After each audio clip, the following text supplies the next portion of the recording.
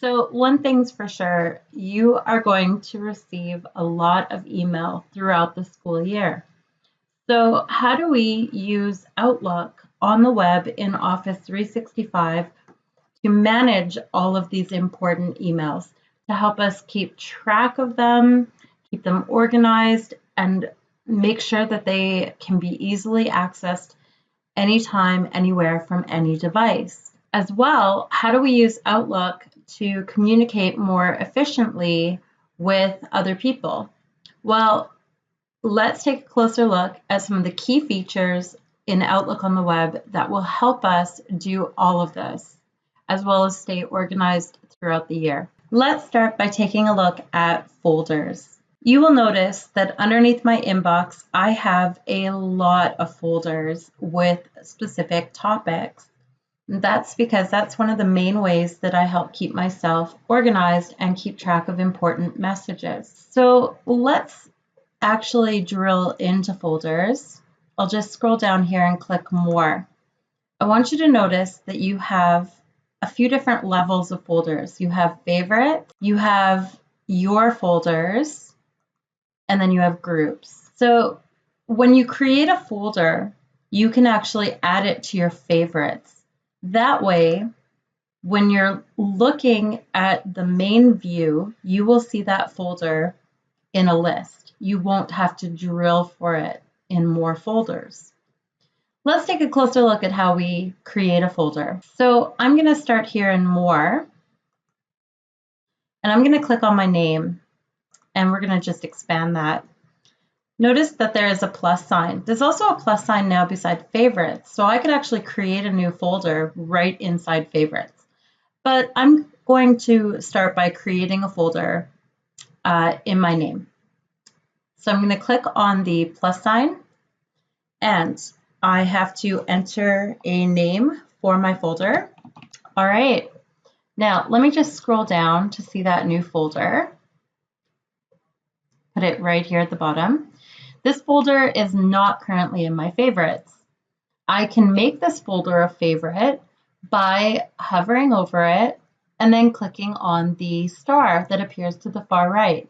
That will add the folder to my favorites list. So now if I expand my favorites, I will see that new folder, that Raspberry Pi training folder that I created. And if I click on the left purple arrow beside folders to go back to the main view, and I scroll down a little bit, there's that folder. Let's go back to my inbox. Moving messages into folders is actually quite simple. There are a couple of different ways that I can do so. I can simply click on a message and drag that message over and drop it in the folder as long as I have the folder highlighted. Or I can click on the message, and then in my toolbar, I can select Move To. If I don't see the folder in this short list below, I just simply click Move to a different folder. And this will show me a list of all of my folders. As I mentioned, I do have quite a few. And find the folder, in this case, the Raspberry Pi training, that new folder I created. And I don't want to copy this. I want to actually move it. So I'm going to select Move. And that email message is no longer visible in my inbox. Instead, I have to actually click on that folder to view that message. Did you know that you can perform quite a detailed search in Outlook for mail messages? Well, if we look above folders in that far left pane, we see a search bar where you can search mail and people. What does that mean? Well, for instance, I can search for messages from a specific individual.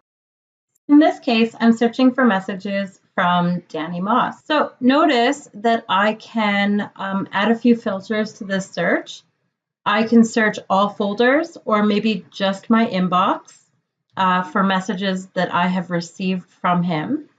I could also search conversation history to see any and all conversations that I've had in Skype for Business with Danny.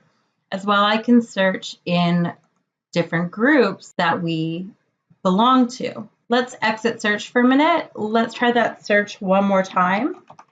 Notice that I can also filter for messages with attachments.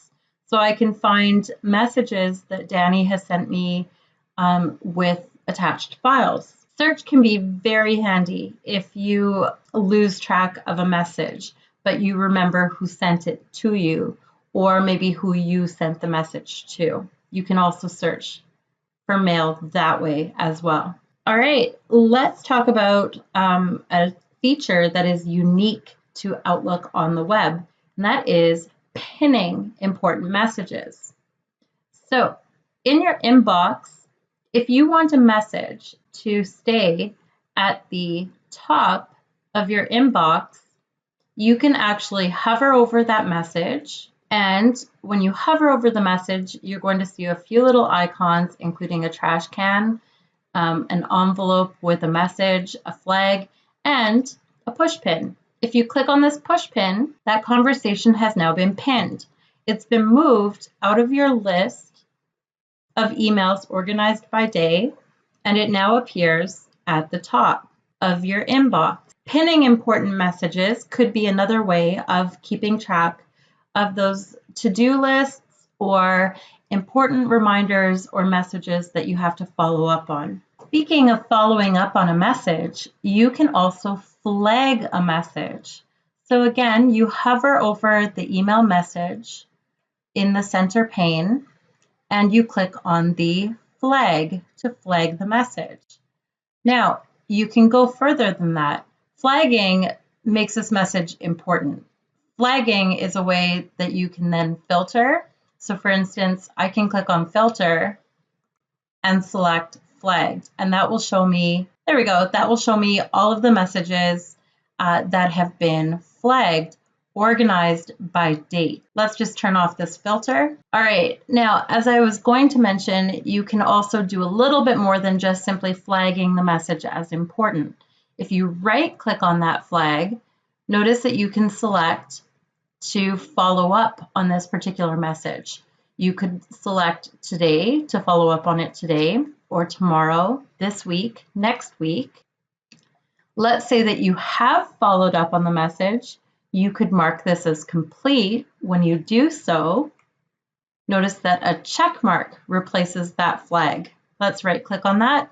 You can also clear the flag. So once you have followed up on a message that you've marked as important, you can always go back and clear that flag. Let's follow up on this message this week. Notice in the message, I now have a gray bar that says flag for follow-up, start by August 17th, due by August 17th. I can also access flags by clicking on the three dots in the toolbar.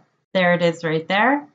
I can also mark a message as complete and clear the flag, again, from the more options in the three dots or ellipses in the toolbar. You can also add categories to messages. So if I click on categories here in the top toolbar, I can choose a category for this particular email from categories that I already have created, or I can create a new category by clicking New Category, giving it a title, and actually let's go back to categories and manage categories.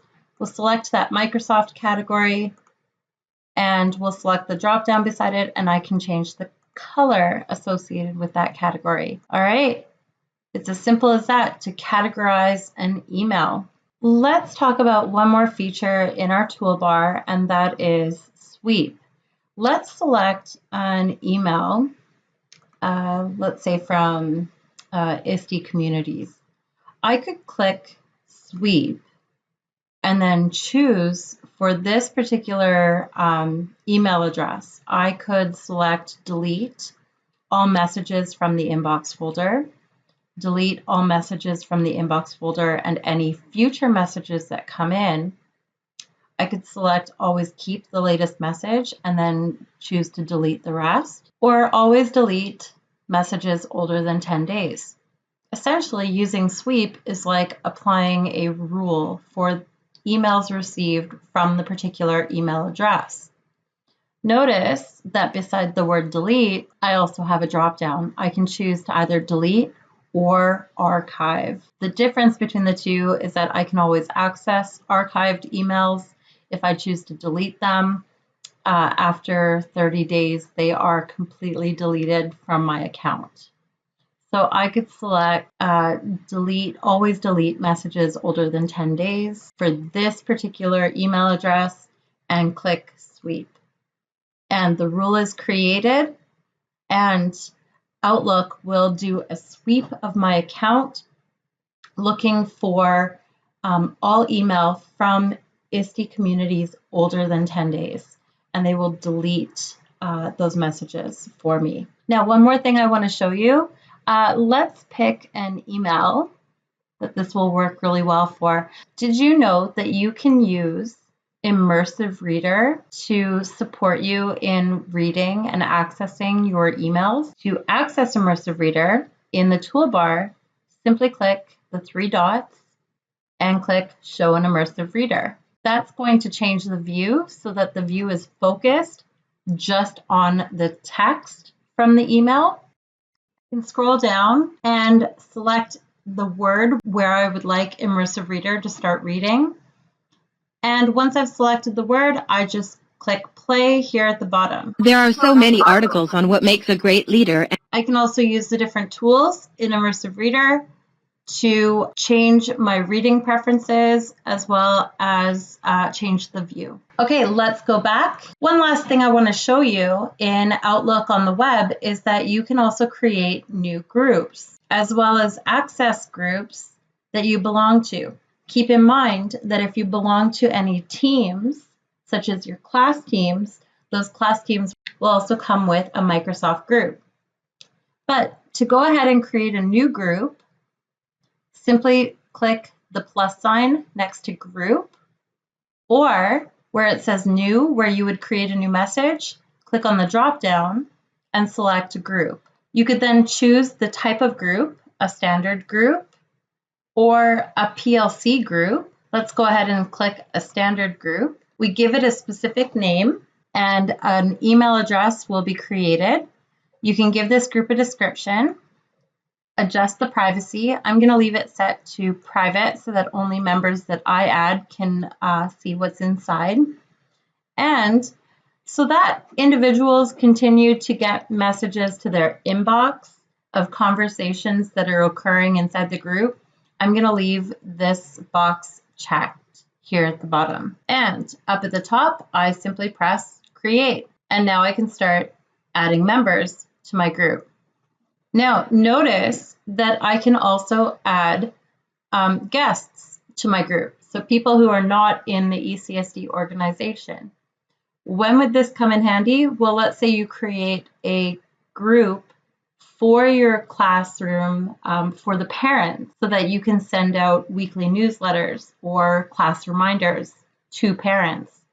You can add the parents' email addresses and add them as a group. Now, keep in mind, they will have limited access to resources. You can also choose to not add members at this time. You can always add members later by clicking not now. We'll just skip adding members, and that demo group is created. Try using the various features explored in this video to help you stay organized throughout the year.